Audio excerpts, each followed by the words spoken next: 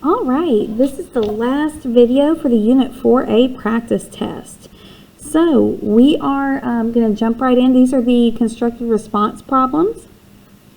All right, and we're going to start with number 22. All right, so Kristen invests $10,000 in a bank. The bank pays 8% interest compounded monthly. So this is a little bit different. It's compounded monthly instead of annually. Use this formula, which we did that in class, but this is kind of a nicer, neater little formula to help you with instead of having to remember, okay, what do I divide by, what do I multiply by? A is the amount, P is the principal, which is what you deposit, R is your interest rate, N is 12 because this is a monthly compound, and T is the number of years. So when we complete the table, we're showing our work in the center column and then getting our answer over here. And actually, we're going to write our answer to the side because that is a teeny tiny little box for these numbers. All right, so when we fill this in, we are going to start with our principal, which is what we deposited, $10,000. Okay, times 1 plus our interest rate is 8%, so we're going to do 0.08 divided by 12 times 12, raised to the 12t. So raised to the 12 times 1. Okay? Okay, so what I would do is I would put this in the calculator. So 10,000 parentheses 1 plus, I'm going to do another parentheses, 0.08 divided by 12, and then raised to the 12 times 1. And that gives us $10,829. And actually, because of that 0.995, it's going to round up. So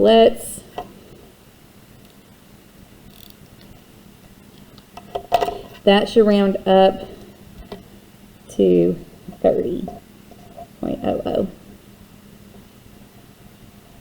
Okay? And then we're going to do the same thing again. You can actually scroll up and highlight. Then hit, here we go. Then hit the enter button, and what that'll do is that brings that whole formula down. So now we can just come up here and change it to the times 2. And so at the end of year 2, it's going to be 11,728.88. And you can keep doing that. You can hit enter, change that exponent. That should give you what it changes by each year.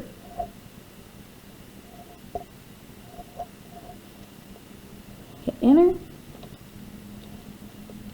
Change the exponent.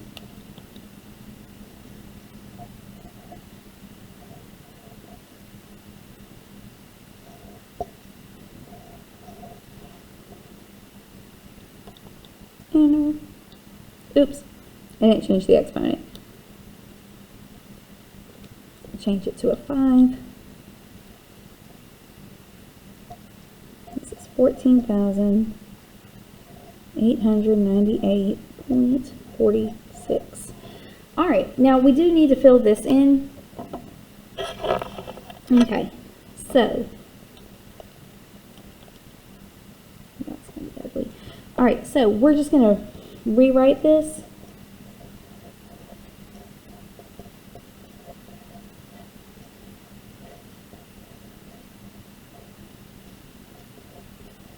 And it's just going to be the same thing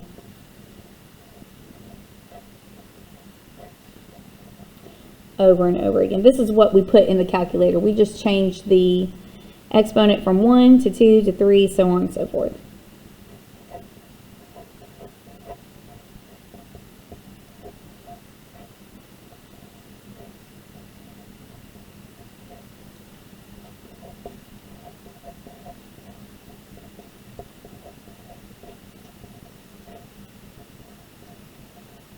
Okay. Alrighty. So that takes care of that. Not too terrible. That's just kind of throwing it in the calculator. As long as you can write the formula, throw it in the calculator, let the calculator do the work. Okay, find the area of the given trapezoid. Show all work. Here's the formula for the area of a trapezoid. It's 1/2 times base 1 plus base 2 times the height. Okay, so first off, we need to make sure we have each piece. Base 1 is this top of the trapezoid. Base 2 is this bottom of the trapezoid. So base 2 is not, it includes this little piece, and the middle piece. So it's the whole thing. So this middle piece should be the same length as this top piece. So we have 7y squared plus 3 plus another 3. So the entire length of this is 7y squared plus 6. Okay? So we have base 1, we have base 2, and we need the height. So if we look at the height, let me get a different color real quick. We are looking for this part of the height. Now we have this leg and we have the hypotenuse, which is 5.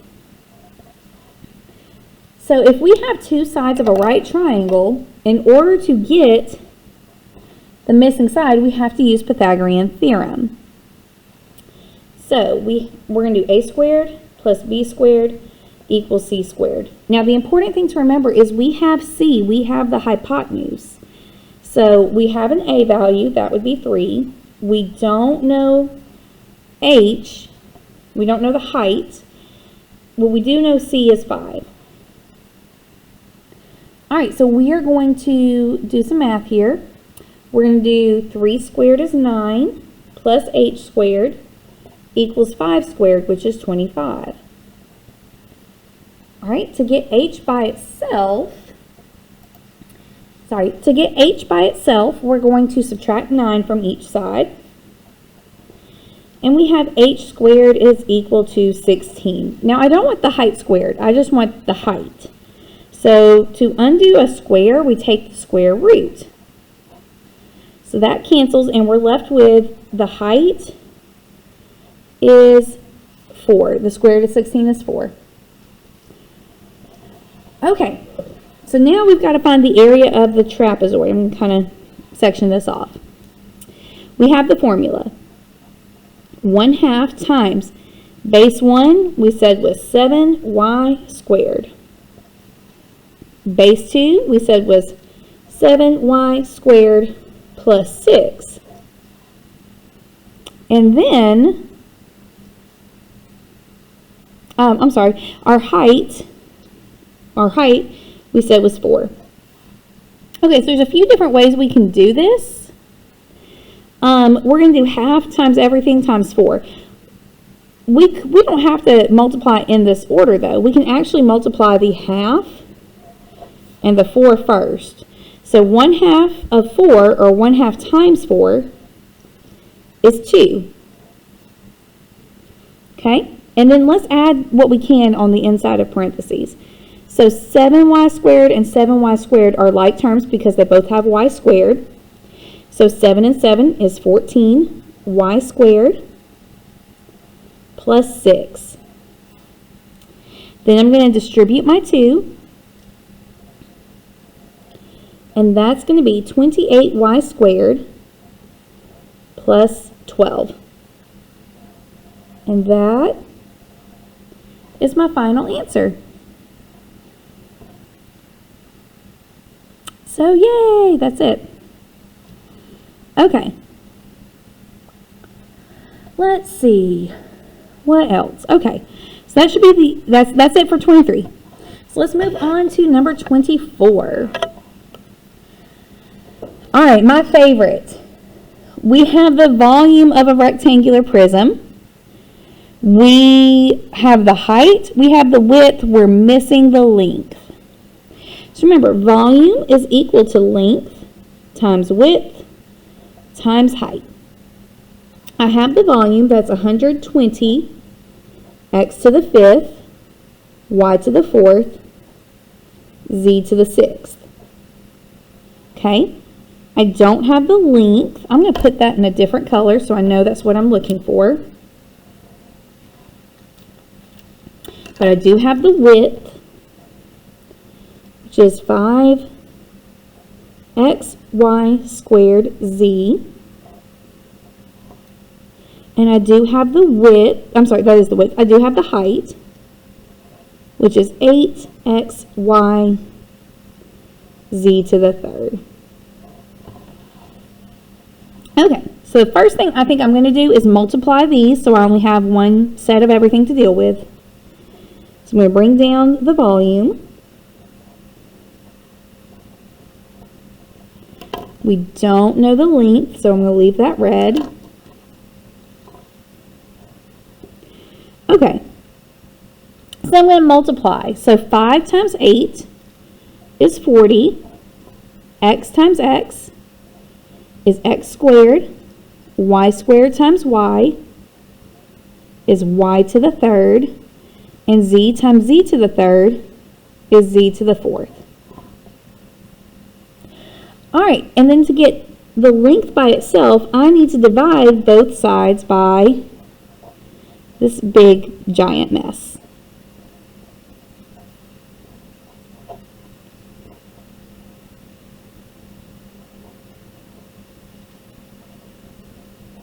Okay, so let's divide 120 divided by 40. Just easy math. You know, if you've got a 0 on both of them and you're dividing, you can cancel it out. So you can divide them both by 10. 12 divided by 4 is 3. X to the 5th divided by x squared. Remember, you subtract your exponents. It's going to leave me with x to the 3rd. Y to the 4th over y to the 3rd leaves me with just y to the 1, or y. And z to the 6th divided by z to the 4th leaves me with z to the 2nd. And that should be my length. And if you want to double check it, you can do 3 times 8 times 5, which gives you 120. X to the 3rd times x, that's a total of x to the 5th. Y times y squared is y to the 4th. Z squared times z to the 3rd times another z is z to the 6th. So it does go back to the volume. All right, and then 25. This is a two-parter. We need to find the missing side, the hypotenuse, and then we need to find the perimeter. Okay, so again, since we're looking for a missing side of a right triangle, we're going to do Pythagorean theorem. So a squared plus b squared equals c squared. So we're going to square this. So we've got 24 x cubed y z squared all squared plus 18x cubed y z squared all squared equals c squared. All right, so we're going to need a little bit of calculator for this. So remember, we square everything. So we're going to do 24 squared in the calculator. And that is 576. X to the 3rd squared. We multiply our exponents. That's x to the 6th. Y squared is y squared. Z squared squared is z to the 4th. Plus, let's square this. 18 squared is 324. X to the 3rd squared is x to the 6th. Y squared is y squared. Z to the second is z to the 4th. And all of that is equal to c squared. Now I want you to notice something. If you look at the variables and exponents, all variables and exponents match. It's x to the 6th, y squared, z to the 4th. Which means I can add those two. They are like terms. So we're going to add 576 plus 324. And that is 900. X to the 6th, y squared, z to the 4th equals c squared. All right, then to cancel out this squared, because we want the side, we're going to have to take the square root of each side. That cancels. And then we're going to take the square root of each of these. So we're going to take the square root of 900 first. So square root of 900 is 30. And then when you take the square root of each variable with an exponent, you actually just cut that exponent in half. So half of x to the 6th would be x to the 3rd. Half of y squared would be y. Half of z to the 4th would be z to the 2nd. So my c over here, oops, that is 30, not 300, is 30 x cubed y z squared. Okay. All right, so there is the hypotenuse. Now it also asks us to find the perimeter, which means we're going to add these three together. So we have, and if we remember, we said that this, and this are the same. So they are like terms, so we just have to add the numbers together. So 30 plus 24 plus 18 is equal to 72. So we have a perimeter of 72, x cubed, y, z squared. So these have the same exponents, so we can keep them. So we just keep them at the end.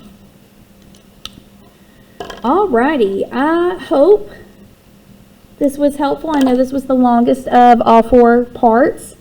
Tried to go as quickly as possible though without like rushing. So hopefully this is helpful. Study hard. Hope you guys do really great on the Unit 4A test. If you need anything, let me or whatever teacher you have, let them know. And hope you guys have a great evening. Good luck on the test.